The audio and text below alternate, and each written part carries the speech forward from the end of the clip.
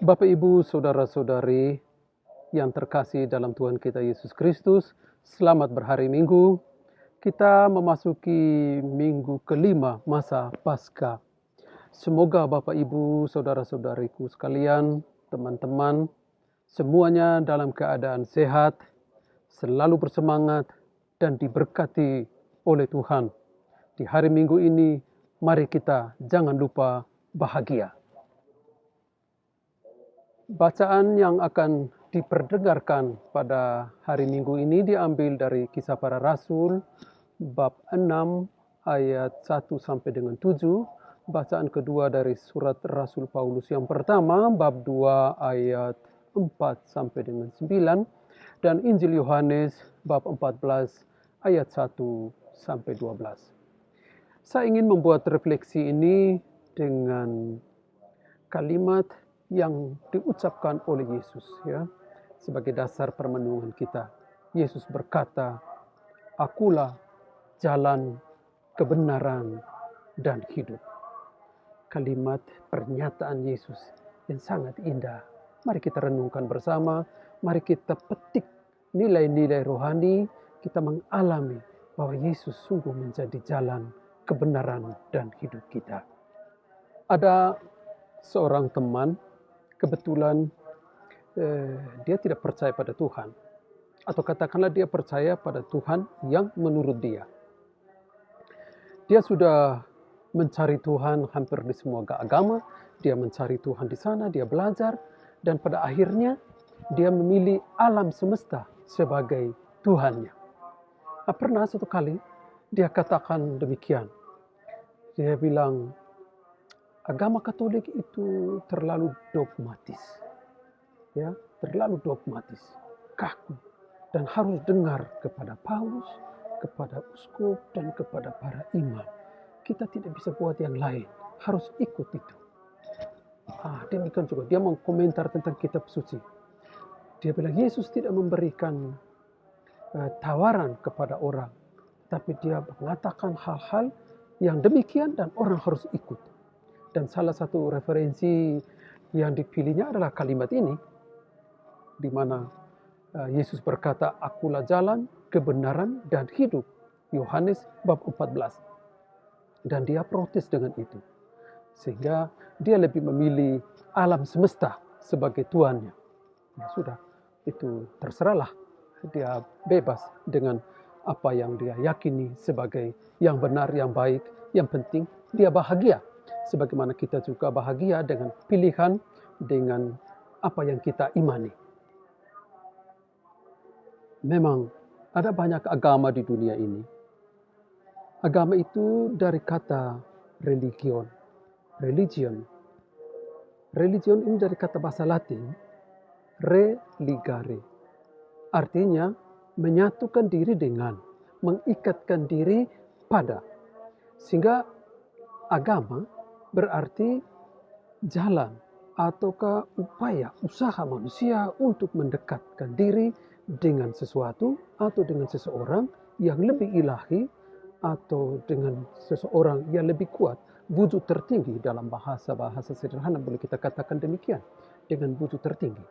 Maka agama itu adalah seperti jalan, usaha, upaya manusia untuk mendekati, untuk mengenal, dan untuk mengalami apa yang dia yakini sebagai kebenaran.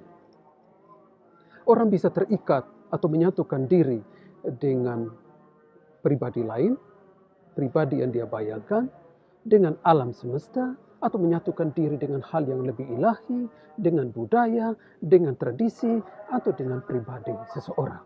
Itu kata agama. Sebagai orang Katolik, kita punya keyakinan dan kepercayaan yang begitu mendalam, begitu indah. Menurut saya itu luar biasa.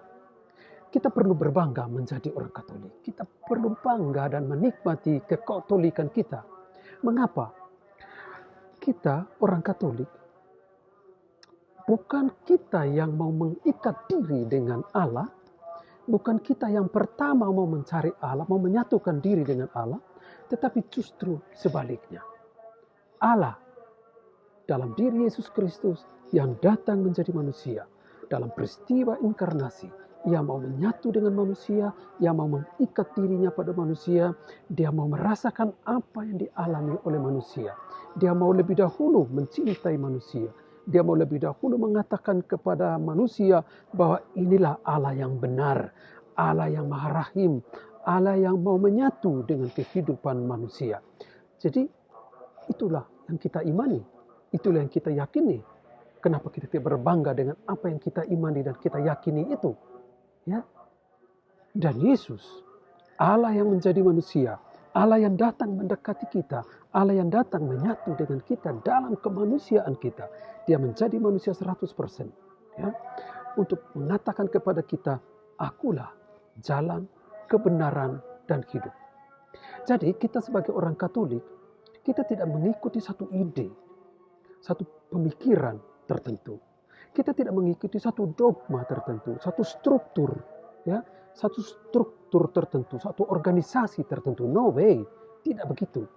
Kita mengikuti satu figur, kita mengikuti seorang pribadi, kita mengikuti seorang pribadi yang hidup, dia ada.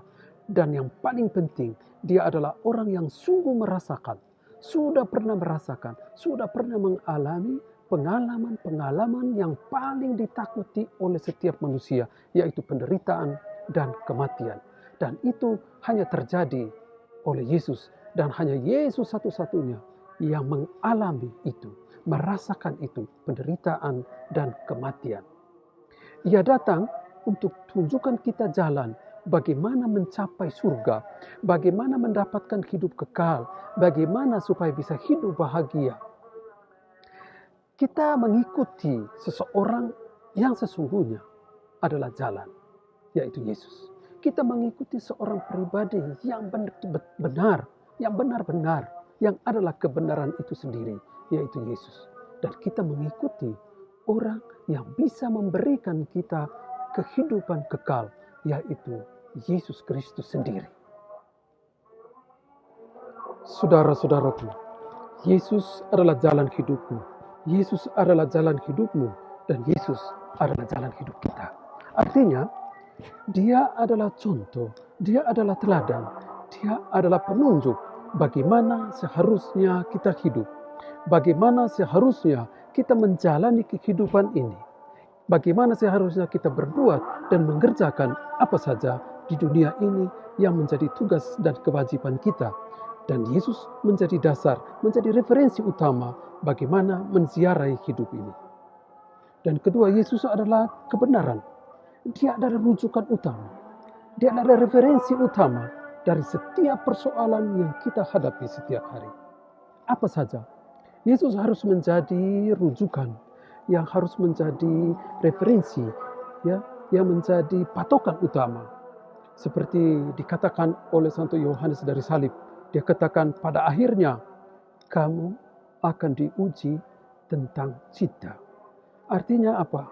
Artinya setiap perkataan, setiap perbuatan, setiap pengorbanan, setiap apa saja yang kita lakukan, pada akhirnya akan menentukan adalah apakah kita membuat itu dengan suatu cinta kasih untuk mencintai ataukah tidak. Dan itu sebagai satu kebenaran, dan kebenaran itu kita akan temukan di dalam hidup dan pelayanan Yesus sendiri kepada kita. Yesus juga adalah hidup. Yesus adalah hidup kita. Karena Ia memberikan kita segala macam hal untuk hidup.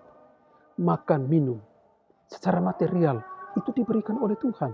Rezeki saya, rezeki kita tidak datang dengan sendirinya. Rezeki itu berasal dari Tuhan, lewat orang-orang lain, lewat mereka-mereka yang berbagi dengan kita. Rezeki kita adalah rezeki yang datang dari Tuhan melalui sesama kita. Sabda Tuhan dan Ekaristi adalah juga pemberian dari Tuhan. Secara materi kita dapat semuanya dari Tuhan.